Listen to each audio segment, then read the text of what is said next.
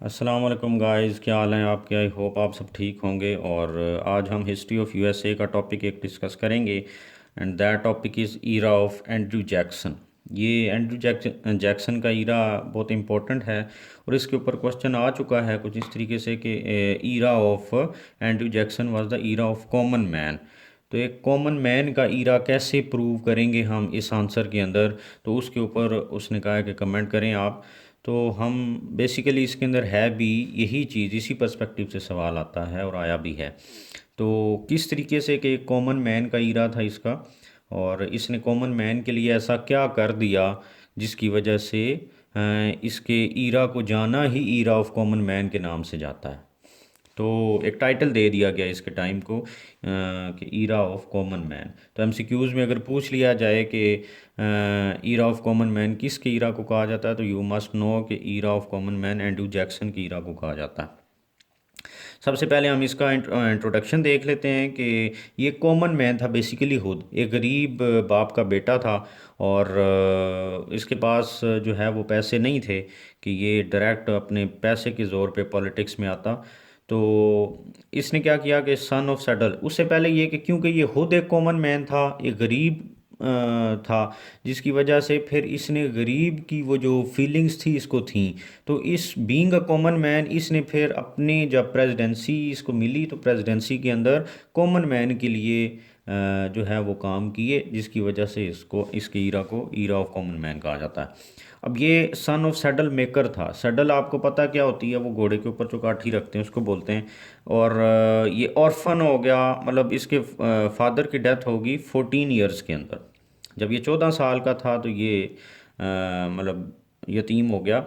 और militia force of US, US की एक मिलिशिया फोर्स थी जिसके अंदर इसने काम किया और मेजर जनरल के जो रैंक था उस रैंक तक पहुंचा ये, क्योंकि इसने जंगें लड़ी मिलिशिया फोर्स का पार्ट होते हुए, और ब्रिटेन के अगेंस्ट भी, और इसी तरह बाकी जो कुछ जिस जिसके साथ उनकी लड़ाइयाँ हुई उनके साथ ये लड़ता रहा, जिसकी वजह से ये फिर इसका एक हाई रैंक तक पहुंच गया।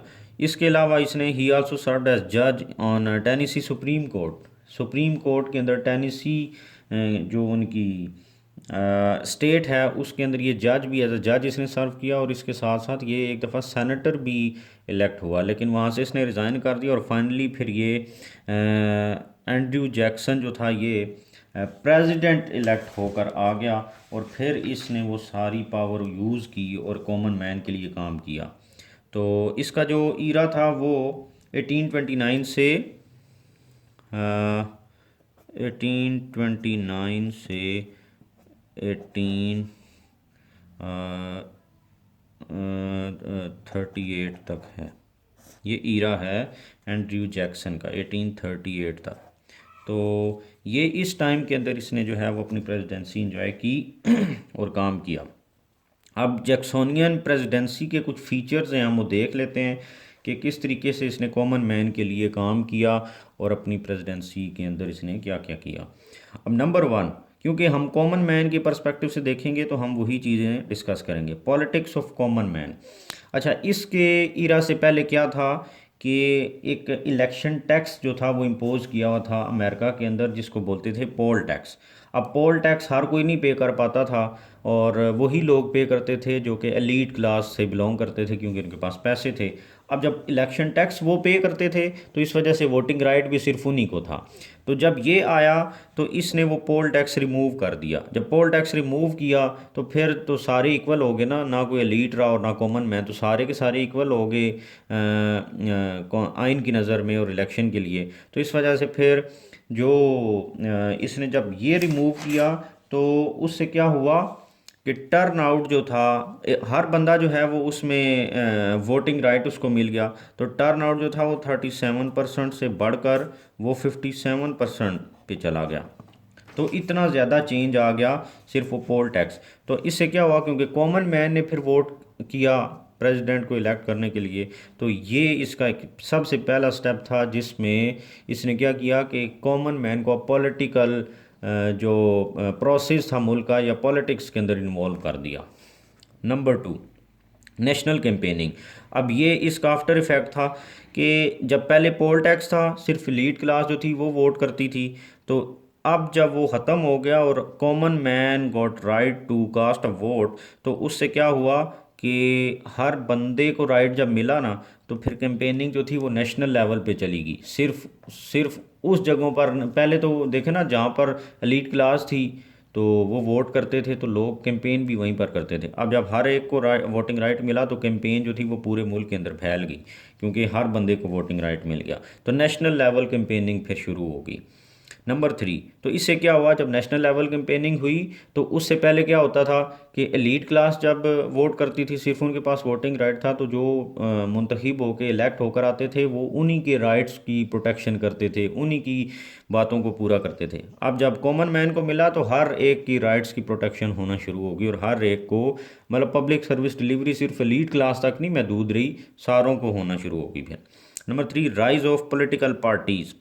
अच्छा, इससे पहले क्या था, क्योंकि मैं फिर वही बात है कि एलीट क्लास के पास राइट था, तो पार्टियां भी सिर्फ दो थीं। कौन सी थी? Wigs party and democratic party. तो जब ये आया, तो इसने कॉमन मैन को इन्वॉल्व किया पॉलिटिक्स के अंदर, तो उसके बाद और ज़्यादा पार्टियां जो हैं, पॉलिटिकल पार्टी जो थी वो पॉलिटिकल ग्राउंड के अंदर आ गई। अब वो क्या था, working man party and anti Masonic party जैसी पार्टियां जो हैं वो सामने आ गई, और उन्होंने भी इलेक्टोरल प्रोसेस के अंदर पार्टिसिपेट करना शुरू कर दिया।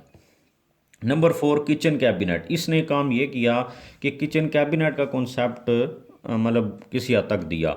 अब क्या था कि कंसल्टेटिव जो बॉडी थी, जो कैबिनेट थी, वो तो थी ही थी, लेकिन इसने क्या किया, there were some people who were his friends, तो ये वाइल टेकिंग मेजर डिसीजंस ये उनसे कंसल्ट करना इसने शुरू कर दिया।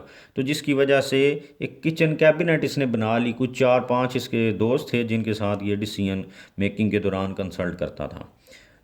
उसके अलावा स्पॉइल्ड सिस्टम भी इसने बनाया, ये एक गलत काम था इसका। इसने क्या किया कि मेजर जो पोस्ट थी गवर्नमेंट की या स्टेट की, तो उसमें इसने ये किया कि मोर देन 10%, 10% से भी ज़्यादा लोगों को वहाँ से उन पोस्टों से फारिग किया, और वो पोस्टें जो थीं वो अ, अपनी पार्टी के जो कॉमन लोग थे उनको दे दी।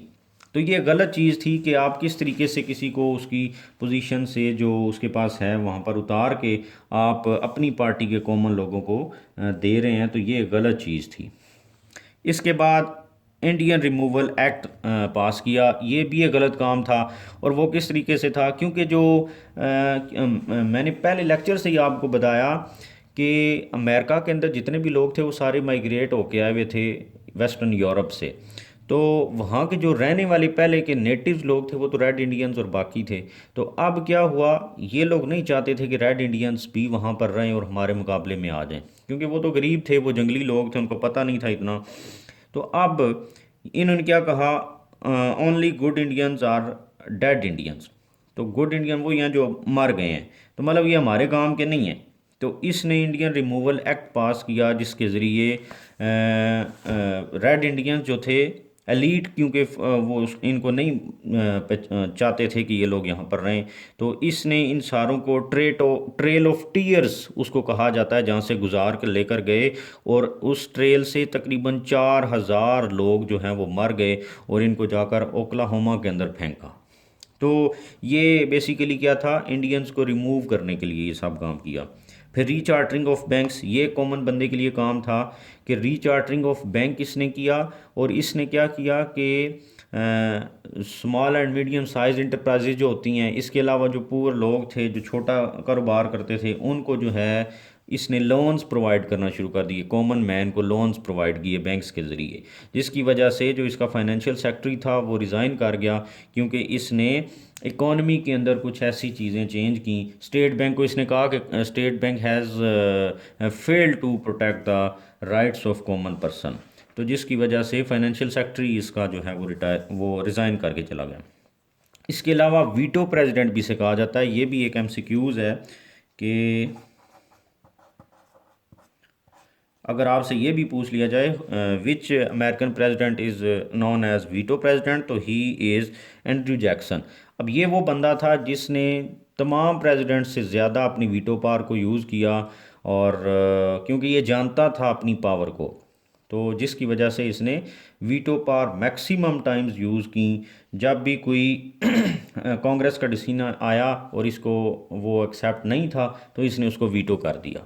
तो इस तरीके से ईरा ऑफ एंड्रू जैक्सन जो था वो इसने गुजारा, और दो मतलब एक प्रेसिडेंसी नहीं बल्कि दो दफ़ा ये इलेक्ट हुआ, और 29 से 38 तक ये रहा। तो ये था ईरा ऑफ एंड्रू जैक्सन। और सवाल आया था era of Andrew Jackson was era of common man, तो आप देखें कि किस तरीके से इसने कॉमन मैन को पॉलिटिकल प्रोसेस के अंदर इन्वॉल्व करके उसके राइट्स को प्रोटेक्ट किया और फिर अपने दौर के अंदर काम किया उसके लिए। तो ये था आज का लेक्चर। आई होप आपको समझ आ गया होगा। अगर समझ आ रहा है तो मेरे चैनल को भी सब्सक्राइब कर दें, शेयर भी कर दें, और बाकी प्लेलिस्ट जो हैं बाकी CSS के ऑप्शनल सब्जेक्ट्स को भी देखें। Thank you very much.